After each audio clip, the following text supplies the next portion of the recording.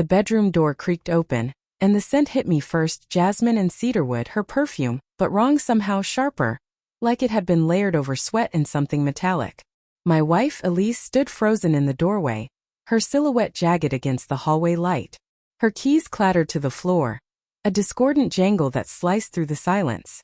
Her eyes, wide and glassy, locked onto the bed, our bed, where Bryan, her best friend since college, lay sprawled, shirtless, his arm flung across my pillow. The sheets were tangled, damp with the ghost of body heat. I sat up, heart hammering, my mouth dry as ash. "Elise," I croaked, but her gaze didn't meet mine. Stayed fixed on him. The night before, she'd texted me at 11:47 p.m. staying at Bryan's. "Too much wine. Don't wait up." I'd stared at the message, the screen's blue glow stinging my eyes in our dark bedroom.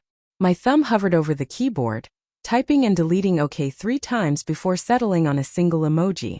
A thumbs up. It felt safer than words. Safer than asking why she'd chosen his couch over a cab ride home. The unease had settled in my gut like a stone. Heavy but not sharp, not yet. Now her lips trembled and she stepped forward, her boots scuffing the hardwood. What is this, David?" Her voice was a frayed thread, barely holding together. I opened my mouth, but Bryan stirred, groaning softly, his hand brushing the headboard where her initials were carved. Her eyes flicked to the carving, and something in her face cracked. Confusion, yes, but beneath it, a flicker of guilt I didn't expect.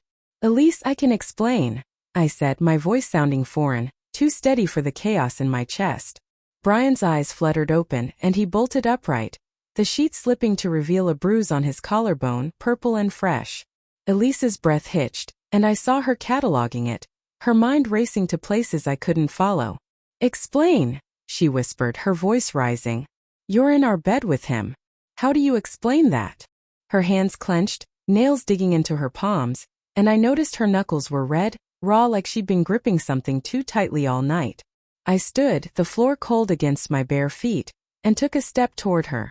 She flinched, and that small motion gutted me. "It's not what you think," I said, but the words felt hollow even to me. Bryan rubbed his face, muttering, "Shit, Elise, I didn't." But she cut him off with a glare so sharp it could have drawn blood. "Don't," she snapped. "Don't you dare say my name right now."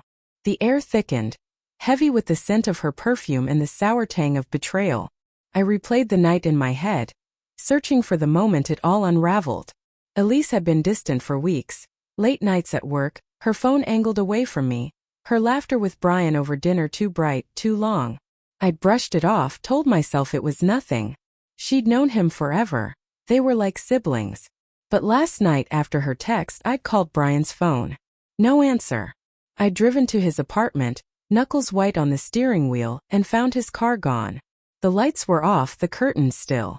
My stomach had twisted, but I'd driven home, convincing myself I was paranoid. Bryan had shown up at 2 a.m. disheveled, his eyes bloodshot. "I fucked up, David," he'd slurred, collapsing onto the couch. She's done with me." I'd poured him a whiskey, let him ramble about a fight with Elise, about her leaving his place in a rage. He didn't say why. I didn't ask. When he passed out, I'd helped him to bed, our bed, because the guest room was a mess of unpacked boxes. I'd slept beside him, too exhausted to think, too scared to wonder what he wasn't saying. Now Elise's eyes darted between us, her breath shallow. "You think I'm stupid," she said, her voice breaking. "You think I don't see what's happening?"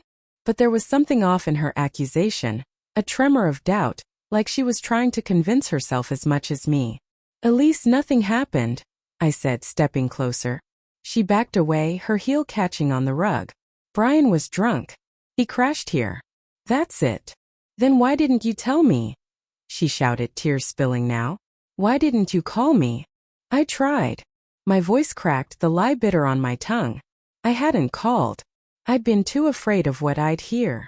Bryan stood, swaying slightly, his hands raised like a surrender. "Elise, listen. This isn't David's fault. It's mine.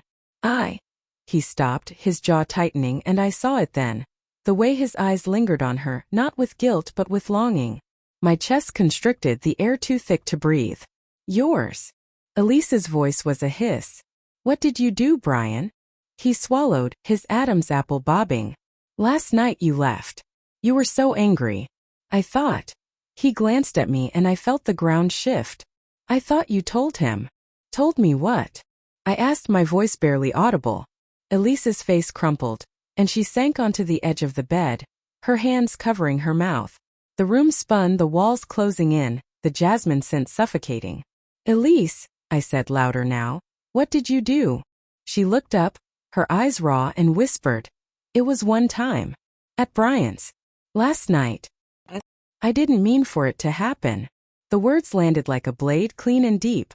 I staggered back, the room tilting. Bryan's face paled and he shook his head, muttering. No, Elise, you said it was over. You said. Shut up, she screamed, her voice shattering the air. You don't get to talk about it like it was nothing.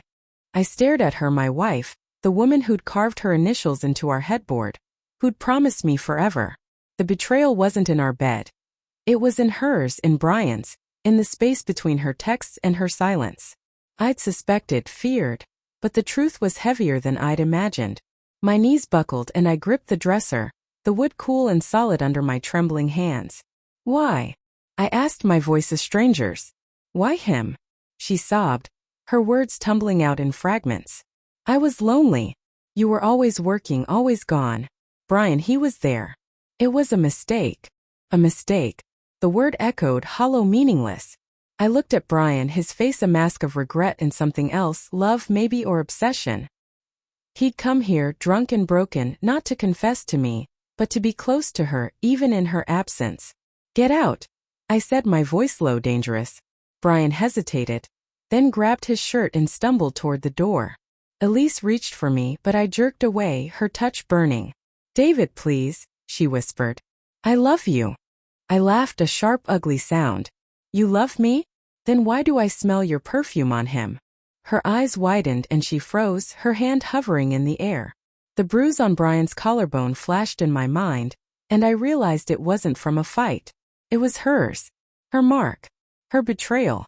The door slammed behind Bryan, and the silence swallowed us. Elise's sobs filled the room, but I couldn't look at her. The bed, our bed, felt like a crime scene, the sheets stained with the weight of her absence. I turned and walked out, the jasmine scent clinging to me, a ghost I couldn't shake. In the hallway, my phone buzzed. A text from Bryan. I'm sorry. I loved her first. I stared at the words, my heart a hollow drum. The betrayal wasn't just hers. It was his, 2 years in the making, hidden in plain sight. I deleted the message, my hands shaking, and stepped into the dawn. The world outside too bright, too cruel for the wreckage inside me.